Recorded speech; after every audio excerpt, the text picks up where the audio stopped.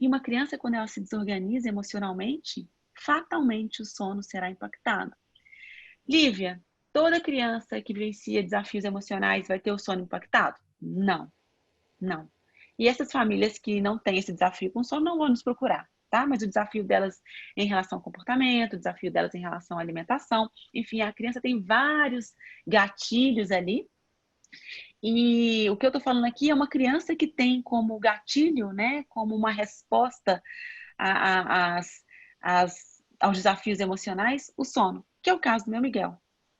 Então, gente, a partir desse momento que eu consegui despertar esse olhar, que as minhas atitudes estavam impactando no sono dele, é que eu comecei a aprofundar um pouco mais esse mundo da parentalidade positiva, tá? Então, entrei pela disciplina positiva, que é uma filosofia, a parentalidade positiva, que possui várias ferramentas, a gente diz que é a comunicação não violenta, inteligência emocional,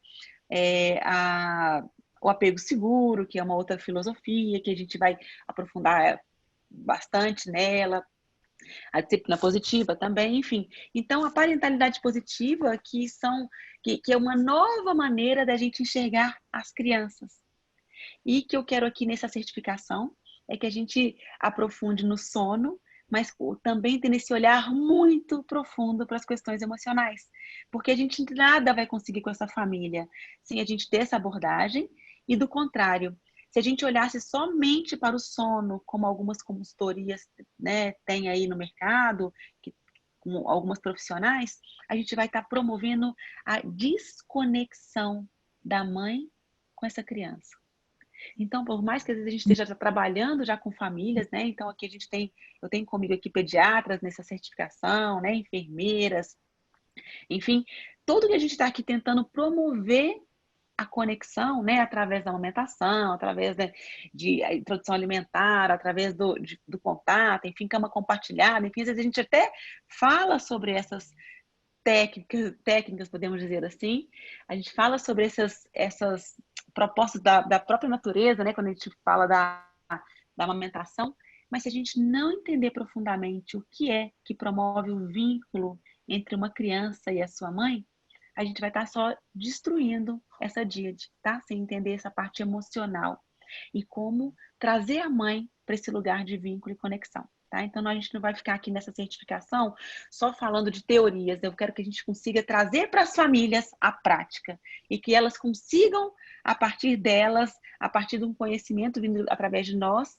colocar em prática atitudes, comportamentos que promovam um vínculo com esse filho, né? E isso vai impactar não somente no comportamento do sono, mas vai impactar na alimentação, vai impactar nos comportamentos desafiadores, enfim. Aí vai ter toda uma vertente muito positiva, não dizendo que não há conflitos, mas os pais sabendo lidar melhor com esses conflitos, e o saber lidar melhor com os conflitos é que transforma a nossa relação com os nossos filhos ou a relação das famílias que a gente atende com os seus filhos. Tá? E a gente vai poder atender famílias de 0 ao primeiro dia de vida até 6 anos, porque aqui a gente não vai aplicar métodos, aqui a gente está com um olhar muito focado na fisiologia do sono, na neurofisiologia do sono, que tem ali todo um contexto teórico e que a gente vai conseguir organizar para as famílias, e o emocional. Então, quando eu falo que a gente vai poder atender famílias desde um ano de vida, um dia de vida, é porque quanto antes, né, e que está na gravidez, gente, que seria o melhor momento da gente ter contato com essas famílias e apresentar para elas temas tão importantes como sono e o apego seguro. Então, quanto antes essa mãe entrar em contato, essa família entrar em contato com essas informações, mais saudável será essa família. E então, quando a gente olhava para o apego seguro, que era o meu conhecimento de antes muito superficial, que eu tinha um olhar de dependência, eu fui descobrir no apego seguro um outro contexto. Que se a criança é dependente da mãe, ela não vivencia o apego seguro. Mas do contrário, se essa mãe e essa criança, elas têm uma relação de apego seguro, essa criança, esse bebê dorme bem, essa criança e bebê comem bem, essa criança e bebê têm comportamentos que são direcionados por nós com muita clareza, enfim, um caminho muito positivo. E aí que a gente vem dessa parentalidade positiva, tá bom?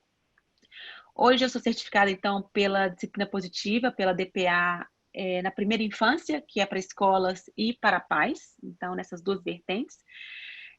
Sou certificada, sou pós-graduada em parentalidade positiva pela escola portuguesa, que tem esse contexto também de disciplina positiva, de comunicação não violenta, pouco do apego seguro e digamos, acho que a gente pode dizer que a parentalidade positiva dessa escola fica mais no contexto da disciplina positiva e comunicação não violenta, mais ou menos inteligência emocional, mas ainda não aprofundado assim. Sou a única brasileira facilitadora René Trudeau. Isso significa que eu tenho uma certificação e vocês vão entrar em contato com uma abordagem para o autocuidado muito, muito profunda. Então, isso a gente vai conseguir propor isso, a gente vai conseguir aplicar isso em nós, entender o que é o autocuidado, que é uma das estruturas para a gente conseguir promover o apego seguro nas crianças. Então, a gente vai caminhar nessa vertente com as famílias e até aplicar na nossa própria vida, enfim. Então, a gente vai ter essa oportunidade, vocês vão ter uma grande oportunidade de entrar em contato com a metodologia da René Trudeau. Sou especialista emocional pela Escola Brasileira de Inteligência Emocional e a partir desse olhar como especialista emocional, a gente vai conseguir entender o quanto e aprofundar ainda mais no quanto que esse primeiro ano de vida dos bebês, o quanto a infância, né, os 7 primeiros anos de vida, esse primeiro decênio, como ele impacta no resto da vida desse ser humano. E a gente que trabalha no mercado materno e infantil, a gente tem que ter muita consciência disso e promover nas famílias essa consciência, tá? Da importância da gente ser assertivo nesses primeiros 7 anos de vida, principalmente no primeiro ano de vida, tá? Então a gente vai ter como base aqui a criança interior, os impactos das atitudes dos pais nessa primeira fase da vida para o futuro, e o que isso impactou na nossa vida também, para a gente conseguir até agora fazer o caminho contrário, hoje entendendo a minha realidade, entendendo quanto isso veio da minha infância e só veio da infância, como é que eu consigo buscar a minha essência aqui e me reorganizar e também permitir um pouco que as mães consigam também ter esse olhar. Sou a única brasileira educadora parental pelo API, que é a instituição americana que compartilha, né, pelo mundo aí os pilares do apego seguro. Então, eu sou a única brasileira que está apresentando isso, que tem essa formação, e vocês no final dessa formação vão receber um certificado do API também. Então, vem o certificado Uma Mami Bem em 8 horas, e um certificado do API que vocês entrarem em contato, conhecem os 8 pilares do apego seguro, né? Segundo o API. Então, vocês vão ter, digamos, dois certificados, tá? Um como consultores do sono e outro que conhecem profundamente os pilares do apego seguro pela formação do API. Sono em números, né? Isso aqui foi uma pesquisa que eu havia feito. E olha só, 25% dos pais relatam que os seus filhos apresentam problemas de sono até os 5 anos de idade. E olha só essa outra pesquisa aqui, isso aqui foi de um artigo, tá aqui a fonte. Que a privação de sono REM, a gente vai entender exatamente isso, né? Mas um sono de qualidade, em camundongos, diminui a expectativa de vida de 2 a 3 anos de um macaquinho, né? De um camundongo, gente, para 5 semanas. Olha o impacto da privação de sono. Se a gente priva, ali é o sono REM. Agora, se a gente priva mesmo o camundongo de sono, a gente diminui a expectativa dele de 2 a 3 anos para 2 a 3 semanas. E um outro contexto que a gente também tem que entender que o século XXI trouxe para a gente, né, o uso dos eletrônicos, a gente, na verdade, nossas crianças têm muito mais estímulos que nós tivemos, e não é só esse problema de sono, mas esse é um dos pontos, né? E nesse curso que eu faço na Universidade de Michigan, que fala sono, neurobiologia e sociedade, ele fala muito, né, sobre o impacto dessa redução do sono na nossa vida como adultos, tá? E aí o foco do curso ainda é só os adultos, mas o impacto da privação de sono, né, nas nossas vidas, as doenças hoje relativas a essa privação de sono, a gente pode chamar privação de sono 1 a 2 horas a menos de sono que seria importante para o adulto, que é de 8 horas. Então a gente começa a entender que sono não é brincadeira. Se sono não é brincadeira para o adulto, quiçá para as crianças, né? E 1/4 da população de pais falam que os filhos apresentam um problema de sono, que a gente não sabe o que é problema de sono. Então, eu posso muito bem falar que meu filho tem um problema de sono sem ele ter um problema de sono, ou eu posso, do contrário, acreditar que meu filho dorme bem e ele tem um problema de sono. Então, até nos consultórios isso fica confuso, porque se ninguém tem um parâmetro, às vezes a gente pergunta para aquele cliente, para aquele paciente, e fala, ele dorme bem, e a gente, né? E como é que eu mensuro isso? Dorme bem? Não dorme bem? Às vezes a criança até dorme bem e os pais acham que não dorme, porque tem falsas expectativas em relação ao sono, enfim. Então, a gente vai começar a entender por que né, o sono entra em voga, porque hoje já tem muitas pesquisas mostrando a importância da nossa saúde em relação ao sono, como ela é dependente, né, literalmente, do bom comportamento de sono. E por que a gente vai ter que ter esse olhar atento, então, para as famílias nos atendimentos? Adequar expectativas, falou tudo, isso é importante. E outra questão, gente, que eu acho que a gente tem que organizar é o quanto que essas expectativas, na verdade, estão sendo criadas em cima de informações deturpadas no mercado. Vocês concordam? Muitas pessoas estão comprando essa ideia, né, de a criança dormir bem, de eu quero que meu filho durma a noite toda. Vocês vão vivenciar isso nos atendimentos, assim. Às vezes a mãe contrata a gente e fala assim, estou te contratando porque eu queria que ele dormisse assim, de 8 às 9, que é a hora que eu saio para ir não sei aonde, não agora na pandemia, né, gente? Mas uma mãe que entende que a gente conseguiria manipular completamente o sono da criança para atender aquela rotina. É a hora que eu levo as crianças na escola, irmão, então eu queria que ele dormisse de tal. Vocês estão vendo, assim, como que a gente tem um desconhecimento completo em relação ao sono?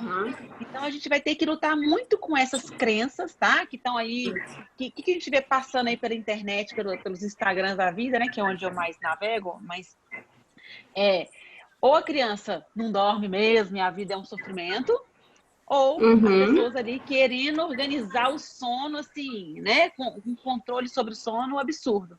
E a gente vai começar a entender que vem muito de crenças isso. Quem caiu para aquele lado da criança fica o dia inteiro lá com a mãe, e a mãe não dorme, nem a criança dorme e tal, ela tá buscando uma alternativa para sair dessa regra toda aqui, que ela já entendeu que aquilo ali não é saudável, mas ela não sabe como chega lá. E a gente vai ter que agora a gente vai ter que se organizar, nós aqui, com muita informação para reestabelecer o que é o sono. Se eu vejo que essa criança não está bem, claro, gente, que aqui vai ter questões emocionais, mas que vão impactar no sono, mas essa criança não está dormindo bem. Não vai ter uma criança dormindo bem e nervosa e cansada, né, estressada, porque isso não faz sentido. E assim como eu gosto de falar também, que não vai ter uma mãe, assim como não vai ter, a gente vai chegar lá, um bebê muito bem com uma mãe que está super mal, que está simplesmente depressiva, desorganizada emocionalmente, não vai ter uma criança bem nesse contexto.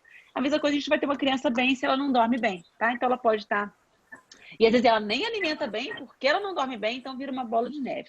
A gente acaba não percebendo. Então, na anamnese, a gente vai falar sobre como que se a criança alimenta bem, mal. A gente vai perguntar quais são as horas das sonecas, quais são os horários de alimentação dessa criança. A gente pergunta coisas da família também, do contexto familiar. A gente, na verdade, vai ter que ter um olhar muito amplo para entender isso que a Manu falou, para entender quem vem primeiro, ovo ou a galinha. A criança não dorme bem porque não está comendo bem, isso acontece com as crianças maiores. E a criança não dorme bem, não alimenta bem porque não dorme bem para as crianças menores. Principalmente quando a gente fala em introdução alimentar.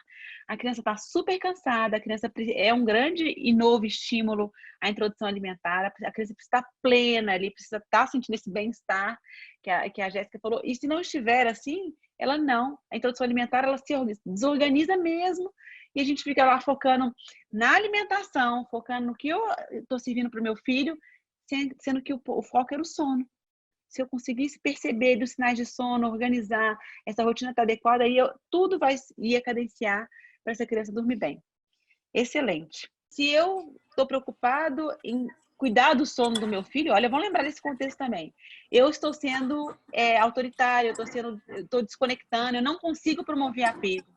E aqui é que a gente tenta, na verdade a nossa busca e onde a gente chegou como eu vou promover o sono, que é minha responsabilidade, é um dos pilares da API, que é a entidade lá, responsável pelos pilares do apego seguro, nós temos responsáveis pelo sono. Então, a gente desassociar o sono do apego é por desconhecer mesmo que elas têm que estar altamente vinculadas, né? E que eu posso ter um contexto, e que a gente sabe disso, senão ninguém procuraria profissionais por causa do sono. Se eu tivesse uma rotina adequada, um ritual adequado, se isso fosse o segredo para uma criança dormir bem, acabou, né? Mas não, o que que falta? E se a gente for pensar no nosso contexto como adultos, vocês entendem que o nosso emocional, que altera o nosso contexto emocional, altera o nosso sono.